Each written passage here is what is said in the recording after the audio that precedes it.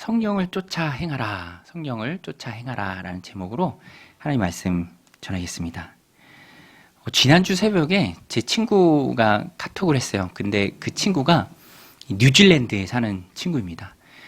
원래는 뉴질랜드로 그냥 워킹홀리데이를 간 건데, 어학연수차 간 건데, 거기서 지금의 아내를 만나서 아예 그냥 눌러 앉았죠. 근데 그 친구가 거기가 낮 시간이어서 새벽에 그렇게 메시지를 준 것 같아요. 어떻게 지내냐 묻더라고요. 어떻게 지내냐. 짧은 시간 메시지를 주고받으면서 제가 말했어요. 나는 요새 아주 치열하게 산다. 바쁘게 산다. 정신없이 산다. 그러니까 그 친구가 부럽다라고 하더라고요. 부럽다. 왜 그 친구가 부럽다라고 했을까? 원래 그 친구도요, 뉴질랜드에서 사역을 했던 친구예요. 전도사로 뉴질랜드 한인교회에서 사역을 했었는데, 또 상황이 좀 바뀌면서 이제 그 사역을 내려놓고 지금은 비즈니스를 해요. 스시집을 합니다. 스시집. 그런데 그 친구가 부럽다라고 했던 이유가 그거예요. 전에는 바쁘고 또 분주하고 그 사역 가운데 정신이 없었는데, 영혼들 섬기는 그 일에 정신이 없었는데, 지금 비즈니스를 해보니까 그때가 행복했고 또 그때가 편했다 이렇게 얘기하더라고요. 행복하고 차라리 그때가 더 편했다. 코로나도 있고 상황이 참 많이 힘들었잖아요. 행복했고 또 편했다라는 그 얘기를 들으면서 제가 마음속에 그래, 맞다, 그런 생각이 들더라고요. 영혼들 섬기는 일이고 또 즐겁고 일이 행복한 일이지, 그런 마음이 들면서 제 마음에 빚진 마음이 좀 들었습니다. 빚진 마음. 사람에게 그런 빚진 마음이 아니라, 하나님이 누구는 하고 싶어도 못하는 상황이 있잖아요. 그때 그 시기를 좀 그리워하잖아요. 그런데 나는 지금 그 일을 힘있게 감당하고 있으니까 얼마나 하나님 앞에 감사한가, 또 얼마나 하나님 주신 마음으로 또 힘있게 충성해야 되는가, 그것을 좀 새삼 깨닫게 되었습니다. 여러분, 우리가요, 하나님 앞에 구원받은 하나님의 백성으로서 누구나가 다 이런 마음이 있습니다. 그래, 영적으로 생활해야지, 하나님 구원에 감사하며 살아야지 라는 그런 빚진 마음들이 있죠. 오늘 본문에서 바울도 그 빚진 마음을 말합니다. 12절인데요. 우리 같이 한번 읽겠습니다. 시작. 그러므로 형제들아, 우리가 빚진 자로 돼 육신에게 져서 육신대로 살 것이 아니니라. 빚지긴 빚졌는데 그 빚은 하나님께 진 것이지 육신에게 진 것은 아니다 라고 바울이 말합니다. 지난주부터 쭉 이어지는 문맥상 바울이 권면하는 것은 육신의 길과 성령의 길이 있음에 성령의 길을 따르라 라는 거예요. 그 성령의 길을 따를 때 방해하는 것이 내 안에 있는 육신이죠. 지난주에 말씀드렸죠. 사락스. 유혹이 있을 때 안에서 맞장구 쳐주는 이 죄의 지배를 받는 자. 거기에는 구원받았음에 하나도 빚진 게 없다라는 겁니다. 여러분, 세상 사람들이, 우리도 종종 그렇게 얘기하잖아요. 무엇을 하는데 당신이 보태준 거 있습니까? 보태준 거 있습니까? 근데 이 말이 딱 그런 뉘앙스예요. 우리가 구원받고 하나님의 자녀가 된 것에 있어서 육신에게 진 빚은 아무것도 없습니다. 의무도 없어요. 보태준 게 하나도 없습니다. 오히려 육신은 방해를 하죠. 그러니 그 육신을 따라 살 이유는 하등 존재하지 않는다라는 것이 오늘 바울이 말하는 거예요. 그리고 우리는 빚진 마음으로 영적인 생활, 거듭남의 부르심에 합당한 삶, 그것을 살라라는 바울의 초대입니다. 권면이에요. 오늘 말씀은 그렇게 쭉 이어집니다. 그래서 바울은요, 빚진 것도 얘기하고 또 동시에 양자에 대해서도 말합니다. 양자. 여러분, 양자, 이제 양자로 드리는 거죠. 근데 우리가 신분상 하나님의 양자들이에요. 무서워하는 종이 아니라, 주인을 덜덜덜 떠는 종이 아니라 양자의 영을 받았습니다. 그러니까 우리는 예수님이 하나님의 친자녀라면 우리는 그 친자녀와 똑같은 양자가 된 거예요. 양자. 하나님이 양자로 맞아주신 거예요. 하나님의 자녀들이죠. 우리 15절, 16절 같이 읽겠습니다. 너희는 다시 무서워하는 종의 영을 받지 아니하고 양자의 영을 받았으므로 우리가 아빠, 아버지라고 부르짖느니라. 성령이 친히 우리의 영과 더불어 우리가 하나님의 자녀인 것을 증언하시나니. 여러분, 예수님을 영접하면 하나님의 자녀가 되는 줄로 믿습니다. 아직 예수님을 영접하지 않으신 분이 계십니까? 그러면 예수님을 영접하고 하나님의 자녀가 되는 거예요. 우리 지난주에도 매달 첫 번째 하는 예수 영접 모임을 했는데요. 저는 할 때마다 감격이 있어요. 하고 예수님 영접하고 자녀가 되는 거예요. 구원의 확신이 생깁니다. 언제 하나님 날 부르든지 하나님 앞에 설 수 있는 용기가 우리 안에 생기는 것이죠. 확신입니다. 내가 하나님의 자녀다. 여러분, 시골에서 아이들이 재밌게 놀다가 해가 뉘엿뉘엿지면 굴뚝마다 연기가 모락모락 피면 어둑어둑해지면 아이들이 다 흩어집니다. 돌아가요. 그 아이들이 어디로 돌아갈까요? 그 아이들이 어디로 갑니까? 네, 집으로 가죠. 그 아이들이 어디가 집이죠? 어디가 그 아이들의 집입니까? 네, 엄마 아빠 계신 곳, 부모님이 계신 곳. 여러분, 우리가 하나님 나라에 가는 그 이유는 다른 거 없어요. 하나예요. 자녀이기 때문에 가는 겁니다. 자녀이기 때문에. 여러분, 자녀가 많으면 뭐 때로는 말 안 듣는 자녀도 있죠. 때로는 말 잘 듣는 자녀도 있고. 그러나 말을 잘 듣고 안 듣고에 상관없이 자녀라는 신분으로 엄마 아빠 계신 집으로 오는 거예요. 우리도 하나님의 양자가 되었습니다. 주인 올까 무서워 덜덜 떠는 종이 아니에요. 하나님의 자녀죠. 그래서 하나님 언제 부르시든지 우리는 하나님의 나라에 갑니다. 그것이 믿음의 확신이에요. 구원의 확신이죠. 지난주에도 설명드린 것처럼 이 구원의 확신을 받고 다 끝난 게 아니죠. 그렇죠, 여러분? 우리가 구원받고 바로 천국에 직행하는 거 아니잖아요? 어찌됐든 하나님 부르실 때까지 이 땅에서의 삶을 살아야 합니다. 그래서 성화의 과정이라는 것이 필요해요. 영화롭게 되는 그때까지, 천국 가는 그때까지 그리스도인으로 하나님의 자녀로 이 땅을 살아가는 그 시간이 우리 안에 있습니다. 그래서 바울은요, 선한 의도를 가지고 지난주와 똑같은 내용으로 방법은 다르지만 권면하는 거예요. 강하게 명령하고 또 확신 있게 도전하는 겁니다. 너희가 구원받은 하나님의 자녀로서 성령을 쫓아 행하라. 구원받은 이후에 우리의 앞길에는 무수히 많은 선택들이 있습니다. 육신의 길을 따라갈 것인가?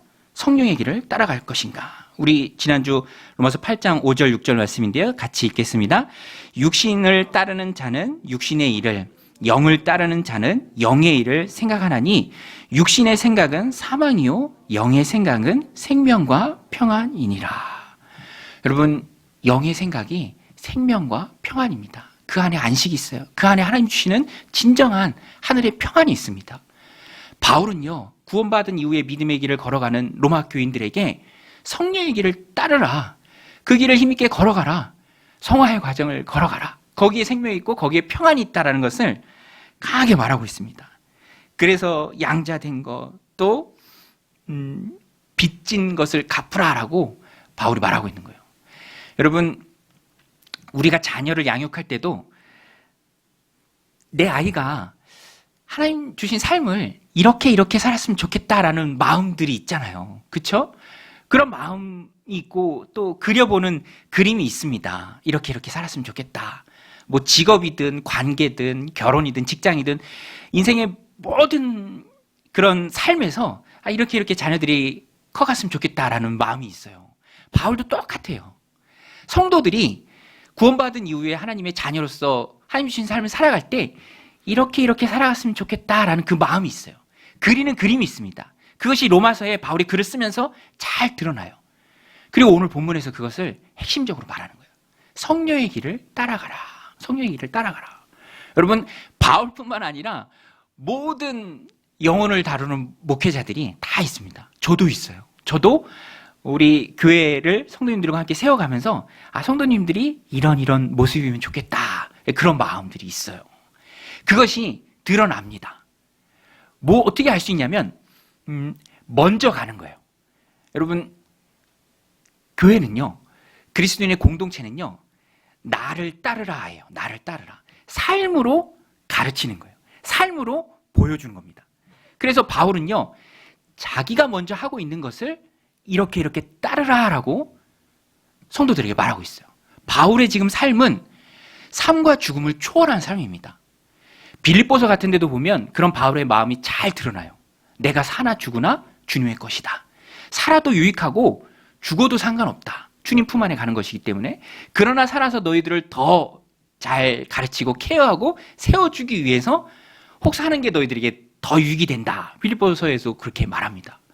그러니까 바울이 나를 따르라 라고 말하면서 지금 로마서에 쓰는 글은 하나님 주신 삶을 살아갈 때 천국을 바라보고 살라라는 거예요. 천국을 바라보고 살라. 여러분, 천국을 바라보고 사는 믿음의 백성들이 다 되시기를 축원합니다. 우리는 천국을 바라보고 살아야 돼요. 그것이 오늘 말씀의 핵심입니다. 천국을 바라보고 살아갈 때 당연히 성령을 따르면서 행해야죠. 그럴 때 우리는요, 첫 번째로 말씀의 적용입니다. 첫 번째로 고난이 있어요. 고난. 인생의 고난이 있습니다. 우리 17절 말씀인데요. 같이 읽겠습니다. 시작. 자녀이면 또한 상속자 곧 하나님의 상속자요 그리스도와 함께한 상속자니 우리가 그와 함께 영광을 받기 위하여 고난도 함께 받아야 할 것이니라. 여러분, 자녀는 상속자입니다. 부모의 유산이 자녀에게 물려지는 것이죠. 영적으로도 똑같습니다. 우리가 자녀라는 것은 천국을 상속받는 거예요. 천국의 상속자예요. 영광스러운 시간이 우리 앞에 주어집니다. 그것은 당연한 것이고 마땅한 것인 거예요. 그런데 천국의 상속자로서 하나님 주신 삶을 살아갈 때 고난도 같이 받아요. 고난. 목사님, 영광만 받으면 좋은데 고난은 왜 오는 건가요? 여러분, 그리스도인의 삶에 고난이 왜 옵니까? 고난이 왜 있죠? 여러 가지 이유가 있지만 특별히 내가 자녀로서 그리스도인으로서 받는 고난은 이 세상이 죄악된 세상이기 때문에 그래요. 여러분, 우리는요 적진에 있는 거예요. 마귀가 공중 권세 잡고 주인 노릇하는 세상 한가운데를 우리가 살아갑니다. 그 세상 한가운데를 살아갈 때 내가 하나님의 자녀로 살아가니 당연히 세상을 거스르고 맞지 않는 부분이 있고 그래서 갈등이 있고 그 결과는 핍박으로 돌아올 때가 많이 있죠. 믿음이 있기 때문에 믿는 자에게 하나님의 자녀이기 때문에 세상과 다른 가치관을 가지고 살아가기 때문에 당연히 고난이 있습니다. 그래서 여러분, 우리는요 성령을 쫓아 행할 때 이 한 가지가 중요해요. 그것이 무엇이냐면 고난은 당연하다. 그것을 인정하는 거예요. 우리 한번 따라 세우겠습니다. 고난은 당연하다. 다른 게 아니에요. 의아스럽게 생각할 것이 아닙니다. 나는 하나님의 자녀고 하늘에 속한 자이기에 이 땅을 살아갈 때 당하는 당연한 고난들이 있어요. 그것을 우리는 인정해야 됩니다. 인정하면 좋아요. 왜 좋으냐면 내가 준비를 하게 됩니다. 그리고 그것을 극복할 수 있는 마음가짐이 돼요. 내가 하나님 자녀로 이 땅을 살아갈 때 당연히 세상의 가치관과 충돌하기 때문에 겪는 고난이 있다는 것을 인정하면 마치 그것이 예방주사와 같습니다. 제가 몇 년 전에 네팔로 단기 선교를 갔는데요. 선교사님이 팀원들을 굉장히 겁줬어요. 네팔은 또 잘 사는 나라는 아니잖아요. 그러다 보니까 위생이나 그런 게 안 좋다. 뭐 화장실도 거기는 휴지가 없잖아요. 그래서 되게 이제 겁을 아무튼 많이 줬습니다. 또 힌두교는 다신교라 영적으로 눌리는 것도 참 많을 것이다. 실제로 문화 탐험을 하면은 우리도 화장을 하지만 그 힌두교 문화권에서 화장은 장작을 쌓아놓고 그냥 이제 시신을 막 태우는 거예요. 그 냄새가 그냥 다 퍼져나갑니다. 그러니까 눌림도 많이 있죠. 그래서 겁을 많이 주셨어요. 그래서 기도하게 되고, 그래서 준비하게 되고, 어떤 분은요, 화장실 그런 거 불편하다 그러니까 물티슈를 거의 캐리어에 한가득 싣고 갈 정도로. 그런데 그렇게 준비를 하고 가니까 잘 극복해요. 할 수 있다라는 거예요. 준비를 한 마음이기 때문에 그것을 이겨낼 수 있는 것이죠. 우리가 하나님 백성으로 이 땅을 살아갈 때 우리는 당연히 고난이 있음을 각오해야 합니다. 각오하면 그것이 예방주사와 같죠. 예수님께서도 말씀해 주셨습니다. 우리 마태복음 5장 11절인데요. 같이 읽겠습니다. 나로 말미암아 너희를 욕하고 박해하고 거짓으로 너희를 거슬러 모든 악한 말을 할 때에는 너희에게 복이 있나니 기뻐하고 즐거워하라. 하늘에서 너희의 상이 큼이라. 너희 전에 있던 선지자들도 이같이 박해하였느니라. 전혀 새로울 게 없다라는 주님의 말씀입니다. 믿는 자로 이 땅을 살아갈 때 맞지 않아요. 부딪힙니다. 세상을 거스를 수밖에 없어요. 그때 당하는 고난이 있어요. 예수님도 그것을 미리 알려주셨어요. 그때 우리는 예수님 말씀처럼 기뻐하고 즐거워하는 것이죠. 오히려 하늘의 상이 크다. 그래서 우리는요, 내가 예수님 잘 믿는데 왜 이런 고난이 있지? 세상이 죄악되기 때문에 그래요. 마귀가 공중 곳에 잡고 있기 때문에 그렇습니다. 오히려 그것은 당연한 것으로 여겨야 돼요. 제가 학부 때 기독교 교육을 전공했는데 4학년 때 교생 실습을 가요. 그때 이 교생 실습 해주신 이제 담당 교수님도 겁을 그렇게 주셨어요. 겁을. 너희들이 학교의 얼굴이다. 진짜 잘해야 된다. 믿는 자로서. 너희 종교 과목을 가르치니까 얼마나 더 모범을 보여야 됩니까? 그래서 겁을 많이 먹고 단기 선교 때처럼 나갔죠. 그런데 준비가 잘 돼 있으니까, 미리 각오를 했으니까 오히려 잘할 수 있다는 거예요. 보여지는 것도, 평가에서도, 결과에서도. 오늘 우리도 이 말씀을 마음에 새기고 내가 믿는 자로 하나님의 자녀로 성령을 따르려고 하면은 반드시 방해가 있습니다. 어려움이 있어요. 그때 우리는 그것을 인정하고 가야 돼요. 고난이라 할지라도 피하지 말고 부딪혀서 이겨내야 합니다. 여러분, 고난을 돌파하는 믿음의 백성들이 다 되시길 바랍니다. 제가 전에 저희 친척분이 제가 섬기는 교회를 오셨어요. 이제 제가 부교육자로 있을 때 믿음 생활 하려고 오신 거예요. 믿어보려고 오신 겁니다. 귀한 마음이죠. 그런데 남편이 그렇게 반대를 했어요. 남편이 믿음 갖는 것에 대해서 엄청나게 핍박을 했습니다. 상상할 수 없을 정도로. 저도 그분에게 용기를 주고 그래도 이겨내시라라고 말을 해야 되는데 차마 그 말을 못 하겠는 거예요. 제가 그때 뭐라고 얘기를 해야 했었냐면, 제가 해야 했던 말은 그거죠. 어차피 한 번은 겪어야 될 일입니다. 당당하게 맞서십시오. 이렇게 얘기를 했어야 되는데 그것을 못했고, 또 그분은 그런 반대, 그런 핍박, 그 고난 때문에 좀 멀어지고, 어떻게 보면 좀 신앙생활을 하면서 주저앉았죠. 안타까운 거죠. 여러분, 믿음 생활을 하면서도 어느 순간 고난이 올 때 그것을 돌파하지 못하고 물러서고 또 머물러 있게 되면 신기한 게 가졌던 믿음이 있는 줄 알았는데 그 믿음이 다 날아가 버려요. 휘발돼 버립니다. 그래서 고난은 인정하고 돌파하고 나가는 거예요. 버티고 꿋꿋하게 이겨내는 것입니다. 그럴 때 믿음이 한 단계 더 성숙하는 거예요. 어차피 한 번은 겪어야 될 일이다. 오늘 우리들 마음 가운데 새기면 좋겠습니다. 어차피 한 번은 겪어야 될 일이다. 믿는 자로서 반드시 당하는 고난이 있어요. 죄악된 세상에 신자를 가만히 두겠습니까? 그런데 여러분, 우리는요, 하나님이 희망을 또 주십니다. 소망을 주세요. 고난을 이겨낼 수 있는 강력한 능력을 주시는데 그것이 바로 나타날 영광을 바라보는 것입니다. 18절 말씀인데요. 우리 같이 한번 읽겠습니다. 시작. 생각건대 현재의 고난은 장차 우리에게 나타날 영광과 비교할 수 없느니라. 예전 개역 성경 보면 좋게 비교할 수 없다라고 기록되어 있죠. 장차 우리에게 나타날 영광과 현재의 고난은 비교할 수 없다. 여러분, 현재의 고난보다 훨씬 더 큰 것이 하나님 주실 영광인 줄로 믿습니다. 그래서 우리는 항상 멀리 봐야 돼요. 고난을 바라보는 것이 아니라 오늘 문제, 내일 문제, 지금 있는 문제, 앞으로 있을 문제, 염려, 걱정. 말씀드렸잖아요. 성령의 길을 쫓는 것은 성령의 생각으로 내 안을 가득 채우는 거예요. 불안함의 염려에 내 영혼이 어두워지도록 내버려 두는 것이 아니라 하나님 주실 영광을 바라보는 것입니다. 그래서 오늘 본문은요, 그 내면에 하나님 나라에 대한 소망이 가득합니다. 그 나라를 바라보라는 거예요. 장차 우리에게 주어질 그 영광. 여러분, 우리는 신부죠? 여러분, 우리는 그리스도의 신부인 줄로 믿습니다. 마지막 날이 혼인잔치예요. 잔치로 끝납니다. 잔칫날이에요. 그날을 바라보고 현재의 고난을 이겨낼 힘을 얻으라. 이 바울의 강력한 권면입니다. 히브리서 11장에 보면 모세도 하나님 주신 상급 바라보면서 잠시 죄악의 낙을 누리는 것을 이겨냅니다. 히브리서 11장, 이것도 우리 같이 한번 읽겠습니다. 시작. 믿음으로 모세는 장성하여 바로의 공주의 아들이라 칭함받기를 거절하고 도리어 하나님의 백성과 함께 고난받기를 잠시 죄악의 낙을 누리는 것보다 더 좋아하고 그리스도를 위하여 받는 수모를 애굽의 모든 보화보다 더 큰 재물로 여겼으니 이는 상 주심을 바라봄이라. 상 주심을 바라봄이라.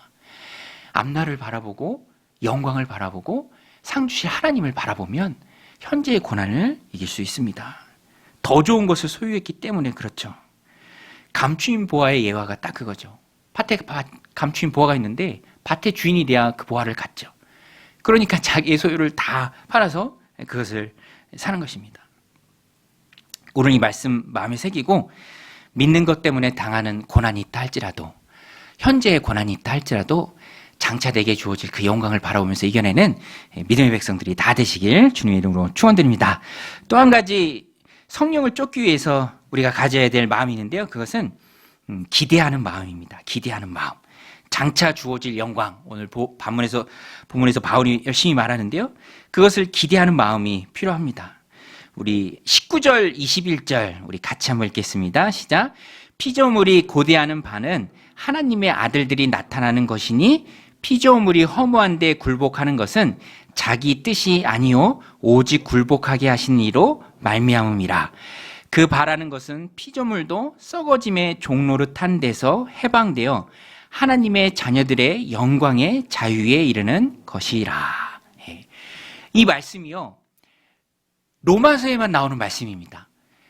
로마서의 바울이 믿는 자들이 하나님의 나라를 고대함에 마땅한 것은 피조물이랄지라도, 인간을 제외한 피조물이랄지라도, 자연세계라 할지라도 하나님의 아들들이 나타나는 것, 즉 예수님 믿는 우리가 영광스럽게 변화되는 그 날, 쉽게 말하면 천국 입성, 마지막 잔칫날, 그 날을 자연세계도 고대하고 있다라는 거예요. 자연세계도요, 여러분, 하나님 지은 피조물로서 허무한데 굴복하고 있지만, 지금 몸살을 앓고 있지만 그것이 끝나기를 간절히 고대하고 있습니다. 지금도 우리가 보잖아요. 인간의 이기심과 욕심 때문에 온 세상이 몸살을 앓고 있습니다. 전쟁 때문에, 욕심 때문에 자연세계가 몸살을 앓고 있죠. 그 시간들이 끝나고 완전해지고 해방되지고 자유하게 되는 것을 인간 외의 자연도, 피조물도 다 원하는 바예요. 고대하는 바입니다. 바울이 여기서 이 말을 왜 했을까요? 피조물도 이렇게 고대하는데 하나님의 형상으로 지음받고 하나님의 자녀가 되어 영원히 이미 구원받고 하나님의 품 안에 있는 너희들이야 얼마나 더 천국을 사모하고 바라고 묵상하고 고대하면서 살아야겠느냐. 바울이 이것을 얘기하는 거예요. 바울이 이것을 간절하게 호소하고 있는 것입니다. 그것이 바로 성령의 길을 따르는 것이죠. 여러분, 그래서 우리는 내 마음 안에 천국이 가득해야 돼요. 천국이. 그냥 성경 읽을 때만 있는 천국이 아니라, 아직 가보지 않아서 모르는 그런 천국이 아니라 실제로 역사하시고 말씀하신 대로 실행하실 그 하나님의 말씀을 꼭 붙들고 천국을 준비하는 삶을 우리가 살아야 합니다. 그것이 바로 고대하고 또 사모하는 삶이죠. 우리 한번 따라서 해보겠습니다. 천국을 사모하자. 여러분, 천국을 사모하시기를 축원드립니다. 천국이 내 안에 가득해야 돼요. 신자로서, 하나님 자녀로서 세상의 고난을 이길 수 있는 힘은 내 안에 가득한 천국입니다. 여러분, 그래서 아까 말씀드린 것처럼 하나님의 주실 영광을 바라보는 거예요. 전에도 한번 말씀드렸는데 어떤 책에 보니까 몽골 사람이요, 몽골 분들이 그렇게 눈이 좋대요. 기본이 2.0이래요. 2.0. 2.0이래요, 눈이요. 놀라지도 않으시네요. 그리고 진짜 눈이 좋은 분은 7.0이래요. 7.0. 저는 책을 보면서 의심이 들더라고요. 아니, 어떻게 7.0일 수 있지? 말 그대로 매의 눈 아닙니까? 매의 눈. 저기서 어떤 사람이 온다. 그럼 2.0이에요. 근데 누가 온다? 7.0. 멀리 보기 때문에 가능한 일이라고 합니다. 멀리 보기 때문에. 몽골에는 지평선이 많이 있잖아요. 지평선. 드넓은 평야의 지평선. 우리한테 지평선은 그냥 사전에만 있는 말 아닙니까? 빽빽한 건물 때문에. 근데 영적으로도 멀리 봐야 돼요. 멀리. 코앞에 있는 것은 문제죠. 산적한 문제 더미입니다. 염려와 근심과 걱정들밖에 없어요. 그러나 멀리 보면, 장차 우리에게 주어질 영광을 바라보면, 상 주실 주님을 바라보면 그것을 고대하고 사모하고 묵상하고 늘 내 안에 푹푹 끓이면 현재의 고난을 이겨낼 수 있는 힘이 우리에게 주어진다. 바울이 그것을 호소하고 있는 것입니다. 인간 외의 피조물도 이러할진데 성도는, 자녀된 성도는 얼마나 그 영광을 기대하고 사모하고 바라보고 살아가야 할까? 그것이 마땅하다라는 것입니다. 여러분, 자녀는요, 하나님 주신 신분인 자녀는요, 다른 사람이에요. 세상 사람들과 근본적으로, 본질적으로 완전히 다른 사람입니다. 다른 사람이면 다른 모습도 나와야죠. 주님이 우리에게 죄의 짐을 풀어주셨고, 모든 죄책을 예수님이 십자가에 달려 죽으심으로 해결해 주셨고, 그래서 내 안에 새 생명을 주셨기 때문에 우리 안에도 빚진 마음, 새로운 삶을 살아야 되는 그런 빚진 마음이 있고, 그 중심에 천국을 사모하고 천국을 준비하는 삶이 있어야 합니다. 예수님도 이것을 정말로 많이 말씀하셨어요. 천국이 하나님이 인생의 목표가 되어야 하고요, 이 땅을 살아가면서 내가 가진 것, 하나님 부어주신 은혜들, 심지어는 나의 생명조차도 그 천국을 향해 가는, 하나님을 추구하고 바라보는 그 목적의 도구요, 수단이 되어야 안 된다라는 것입니다. 예수님도 마태복음 6장 33절에 말씀하셨죠. 너희는 먼저 그의 나라와 그의 의를 구하라. 그리하면 이 모든 것을 너희에게 더하시리라. 더하시리라는 부분이 영어 성경에 보면, 어떤 성경은 번역마다 다 다른데, 어떤 성경에 보면 added라고 번역했습니다. added, 더하시리라, 추가해 주신다. 또 어떤 성경은 give. 근데 좀 의역해 놓은 성경은 이렇게 번역을 했어요. everything you need. 필요한 모든 것을 다 주신다. 필요한 모든 것을 다 주신다. 그러니까 결국 우리의 삶의 가장 큰 차이를 만들어내는 것은 우선순위입니다. 우선순위. 이 땅을 발딛고 살아가며 호흡하며 살아가지만, 천국을, 하나님의 나라를, 하나님 그분을 목적으로 삼는 인생과 하나님의 자녀라고는 하지만 이 세상을 목적으로 삼고 사는 그 삶에 분명한, 확실한, 어마어마한 차이가 있다라는 거예요. 그리고 바울은 그것을 자기가 먼저 가면서 나를 따르라라고 하면서 오늘 우리에게 잘 말씀해 주고 있습니다. 그래서 우리는 천국을 목적으로 삼고 살아야 돼요. 하나님 나라에 가는 그때를 목적으로 삼고 살아야 합니다. 그런데 여러분, 오해하지는 마세요. 천국을 목적으로 삼는다고 해서 옛날에 시한부 종말론자들이 했던 것처럼 어디 가서 흰옷 입고 모여서 막 노래 부르라라는 말은 아닙니다. 교회만 중요하고 교회 중심으로 살라는 말도 아니에요. 헌신이라는 것은 직장의 헌신, 가정의 헌신, 또 교회의 헌신이 골고루 이루어질 때 아름다운 거예요. 우리는 바로 믿는 사람들이잖아요. 덮어놓고 믿는 사람들이 아니라 펼쳐놓고 믿는 사람들입니다. 천국을 목적으로 삼고 살라는 것은 천국을 준비하며 천국의 가치를 두고 살라라는 거예요. 여러분, 천국의 삶은 영원한 삶입니다.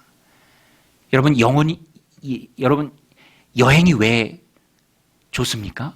여행이 왜 즐겁죠? 여행만 간다 그러면 왜 설레죠? 여행 중에도 즐거운 이유가 무엇입니까? 돌아갈 집이 있기 때문에 그래요. 돌아갈 집이 있기 때문에. 돌아갈 집이 없는 여행은 여행이 아니죠, 더 이상. 그거는 방황입니다. 소망 없는 거예요.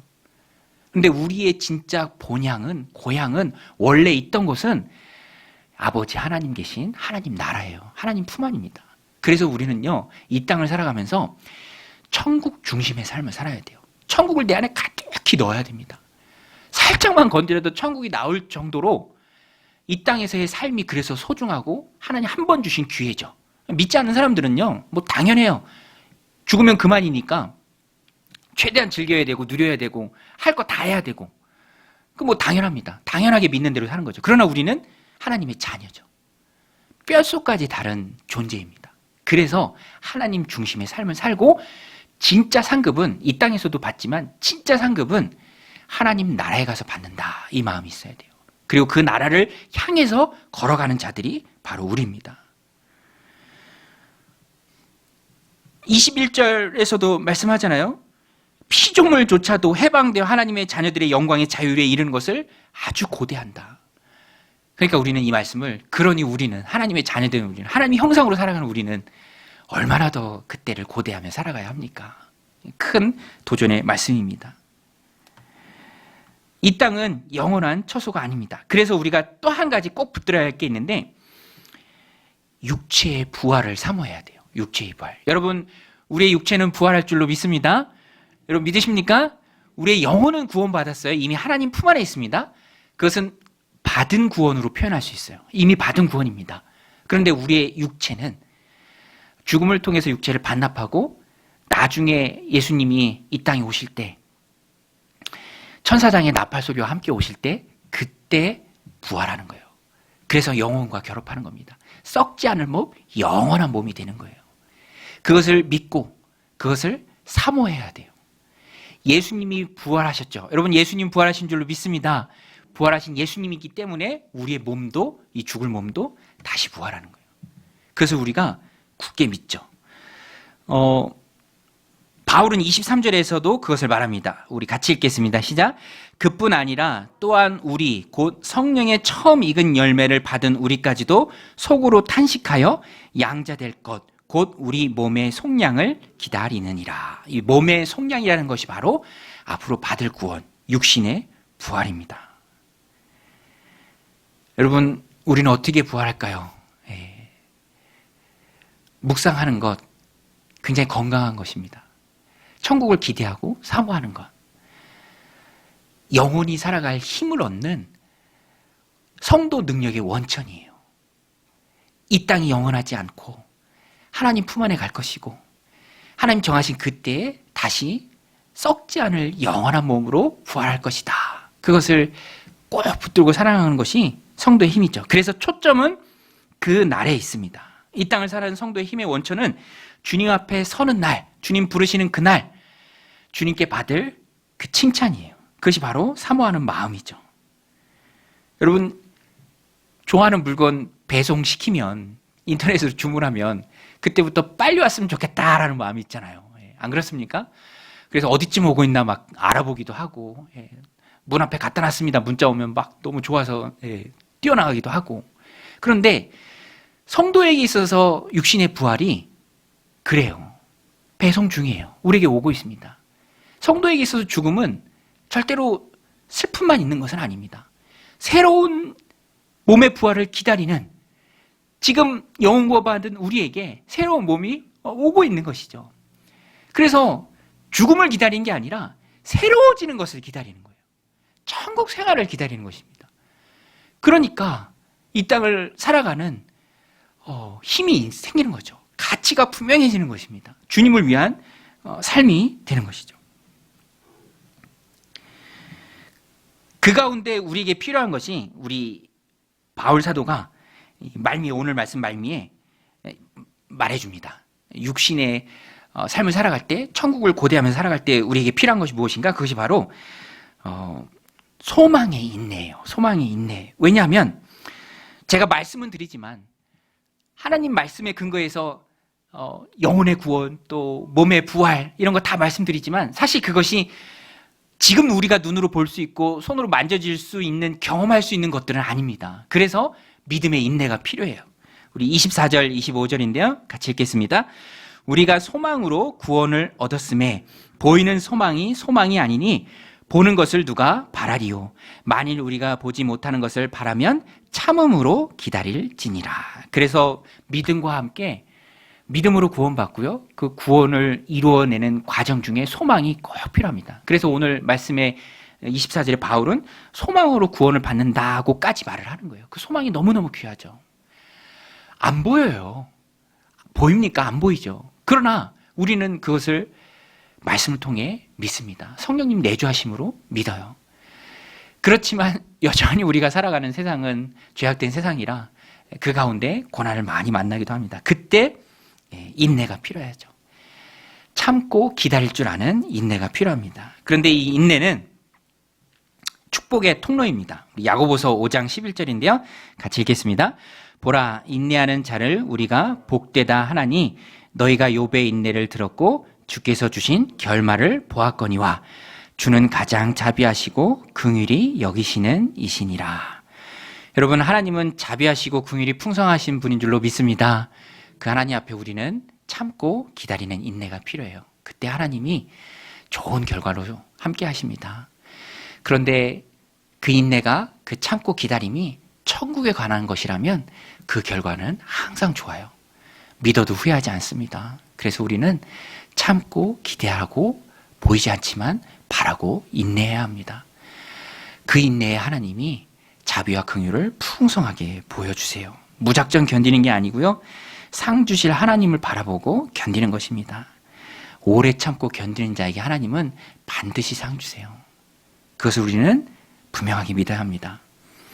오늘 이 말씀 마음에 새기고 성령을 쫓아 행하는 가운데 천국을 위한 인내가 넘치는 그 귀한 삶을 살아내는 믿음의 백성들이 다 되시기를 주님의 이름으로 간절히 축원드립니다.